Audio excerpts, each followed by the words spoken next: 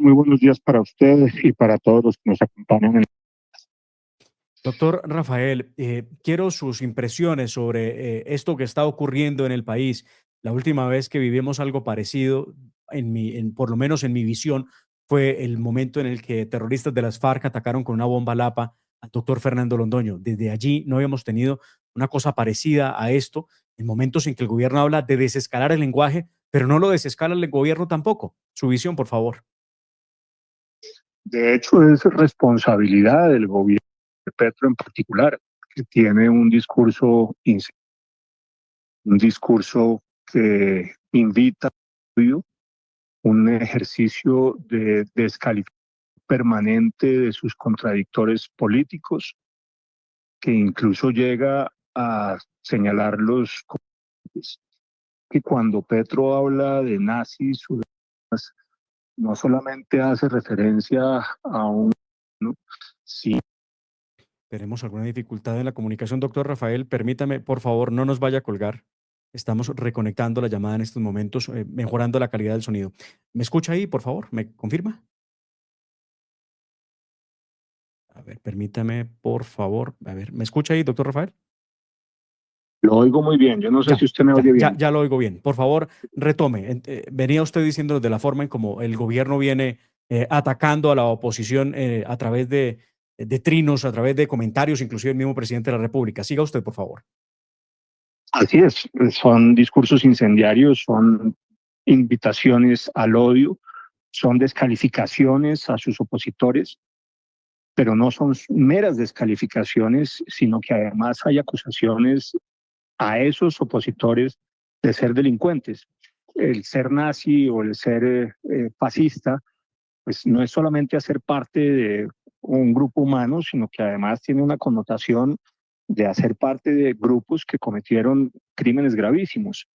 Cuando se le dicen asesinos, esclavistas, esas cosas que dice Petro, lo que está haciendo es ponerle un INRI, ponerle una cruz a esos que son sus opositores. Los está rebajando a la categoría de delincuentes y está invitando a que sean eliminados. Y eso hay que decirlo con todas las letras. Cuando Petro habla de la guerra a muerte de Bolívar, ¿qué es lo que le está diciendo a sus seguidores? Cuando usa la expresión que usaban los comunistas para invitar a la violencia, ese no pasarán, ¿qué le está diciendo a sus seguidores? Estábamos demorados de mar en que este ejercicio permanente de Petro, el presidente de la República, que tiene por misión constitucional generar la unidad del pueblo colombiano y representarlo a todo, que en cambio es divisivo, invita al odio, que señala, estigmatiza y marca a sus opositores, pues al final tenía que pasar lo que ha pasado, que es que alguien decide que hay que matar a uno de los precandidatos con más posibilidades de ganar la contienda interna y ser el candidato presidencial del principal partido de la oposición, que es el Centro Democrático. No es gratuito que haya sido Miguel Uribe, no es gratuito que haya sido un precandidato del Centro Democrático, es que el Centro Democrático es el principal partido de oposición, de manera que se da un mensaje con el intento de asesinato, de amedrantamiento a toda la oposición y de que lo que viene es eso, la guerra a muerte que anunció Petro. Esto es demasiado complicado porque lo conversábamos con el doctor Daniel Briceño hace unos minutos, doctor Rafael Nieto, y es que el clima de zozobra que se arma en Colombia es muy complicado para todo aquel que quiera hacer política, porque la consecuencia pues está a la vista. La consecuencia es que van a silenciar al que piense distinto al gobierno y entonces vemos en las últimas horas cómo el gobierno saca una teoría que indica que a ellos también los están amenazando y dice Gustavo Petro, le pido aquí que me ponga por favor el trino de Gustavo Petro, dice Gustavo Petro lo siguiente: acaban de amenazar a través del sistema de bodegas a un propietario de robots en redes, de amenazar a todos los hijos de mi gabinete, incluida mi hija Antonella. Este hecho refuerza la hipótesis que el autor del intento de asesinato es enemigo del gobierno. ¿Qué lectura se le da a este mensaje de Gustavo Petro en las últimas horas? A mí me parece un trino deleznable, me parece además que puede hacer parte de una estrategia. Es decir, no solamente intentamos eliminar a la oposición, sino que le hacemos creer a la ciudadanía que en realidad son los enemigos del gobierno, es decir, la oposición, quien hace el atentado. Y por eso usted ve ese trino de Petro, pero también muchos en las bodegas petristas sugiriendo que hubo un autoatentado, que lo que había detrás eran los otros precandidatos del Centro Democrático pretendiendo eliminar a Miguel Uribe. Es decir, le dan la vuelta a los hechos para que la responsabilidad no caiga como tiene que caer en el gobierno, no solamente por los discursos incendiarios y de odio y las estigmatizaciones de Petro, sino además porque es su responsabilidad como jefe de Estado proteger a todos los ciudadanos y en particular a los que hacen oposición, sino que además, repito, la culpa entonces es de la oposición y no de él, y no de la izquierda extrema. Es verdaderamente canalla. Doctor Rafael, permítame, voy con otra pregunta para usted, pero quisiera antes que me acompañe a leer el comunicado más reciente que emite la Fundación Santa Fe de Bogotá. Aquí está en pantalla sobre el estado de salud y la evolución del precandidato presidencial Miguel Uribe. Comunicado a la opinión pública 03, la fecha de hoy. La Fundación Santa Fe Bogotá, bajo la autorización de la familia, se permite informar que el paciente Miguel Uribe Turbay continúa en estado crítico y ha tenido escasa respuesta a las intervenciones y manejos médicos realizados. Continuamos comprometidos con la ejecución de todos los esfuerzos necesarios que conduzcan a su evolución. Su situación reviste máxima gravedad, por lo tanto, el pronóstico continúa siendo de carácter reservado. Lo firma el doctor Adolfo Linás, director médico de la Fundación Santa Fe de Bogotá. Perdóname la interrupción para leerle a nuestra audiencia este comunicado que lo estábamos esperando desde ayer para conocer cómo iba la evolución del precandidato presidencial.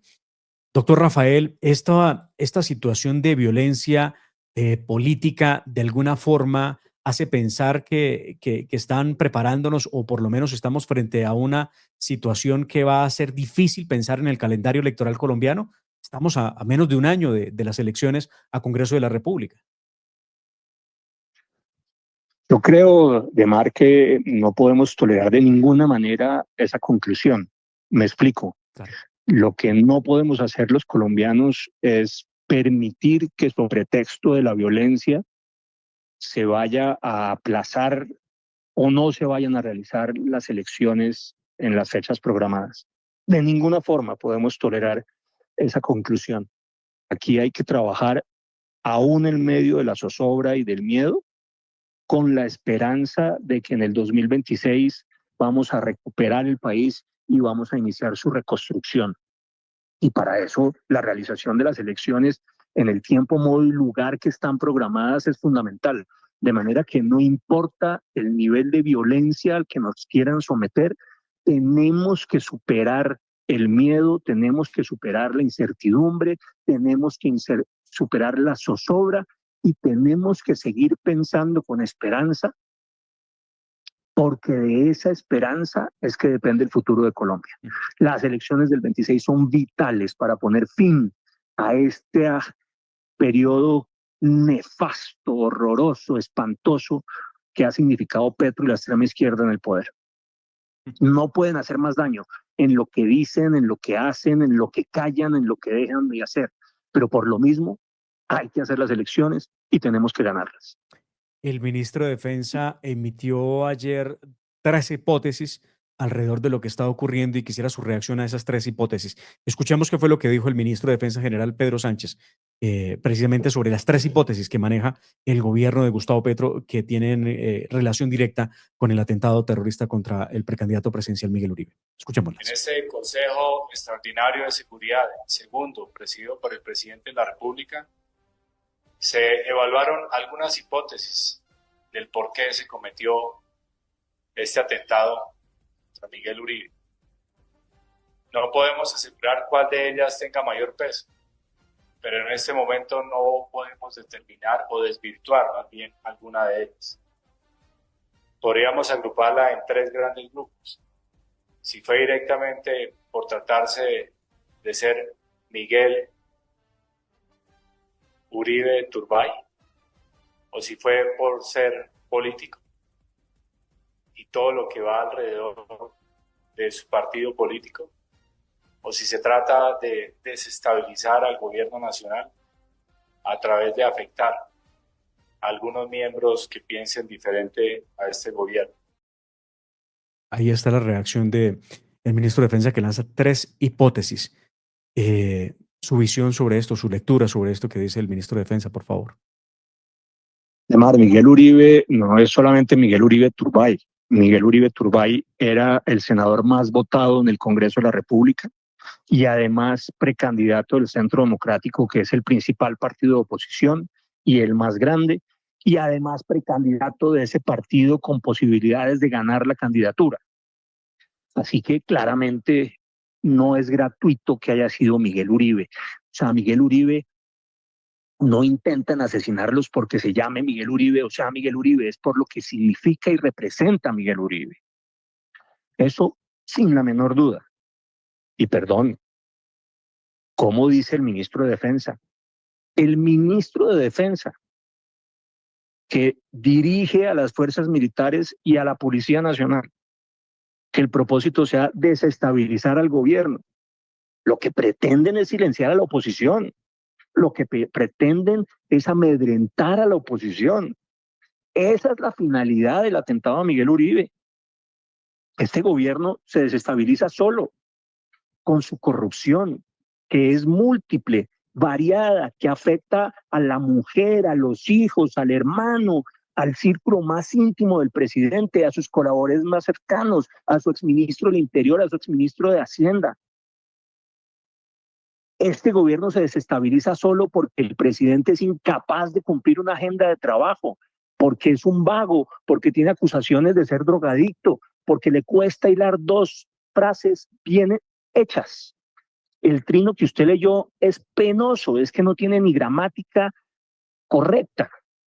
Este gobierno, repito, se desestabiliza solo porque sus políticas son equivocadas, porque tiene un enorme déficit fiscal, porque acabó con un sistema de salud que era la conquista social más importante del país, porque acabó con los créditos para los jóvenes en el ICETEX, porque desmontó el programa que le permitía a miles y a miles de familias de estratos 1 y 2, mi casa ya, acceder a vivienda digna. Este gobierno se estabiliza solo porque cambió la burocracia técnica por una partida de tuiteros altamente ideologizados y premia la lealtad y no el conocimiento técnico, porque está lleno de parientes y amigos de los ministros y de los funcionarios cercanos a Petro, porque colonizó los organismos de inteligencia, la Unidad Nacional de Protección, la Dirección Nacional de Inteligencia, Migración, con unos fulanos cuyo único mérito es ser parte del M-19 y los infiltró porque desmontó el liderazgo y la capacidad de acción de las fuerzas militares y la policía.